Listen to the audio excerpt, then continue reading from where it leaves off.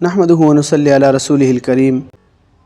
اگر کسی لڑکے یا لڑکی کے رشتے میں رکاوٹ ہو یا سرے سے اس کا رشتہ نہ آتا ہو یا اس میں کوئی بندش ہو تو وہ لڑکا یا لڑکی اور اس کی ماں فجر کی نماز کے بعد اور مغرب کی نماز کے بعد 500 مرتبہ درود ابراہیمی پڑھ کر دعا کرے تو بہت جلد ہی اللہ تعالیٰ انشاءاللہ العزیز بہت اچھے رشتے کا انتظام کر لیتے ہیں، اور اسی طرح جو رکاوٹ اور بندش ہو وہ بھی دور ہو جاتی ہیں۔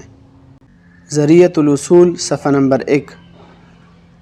درود ابراہیمی: اللہم صلی علی محمد وعلی آل محمد کما صلیت علی ابراہیم وعلی آل ابراہیم انک حمید مجید، اللہم بارک علی محمد وعلی آل محمد کما بارکت علی ابراہیم وعلی آل ابراہیم انک حمید مجید۔ بالکل آسان ہے، انسان دن میں نمازوں کے اندر پڑھتا ہے، فرض نمازوں کے اندر، اس کے علاوہ ہر نماز کے اندر یہ درود پڑھا جاتا ہے۔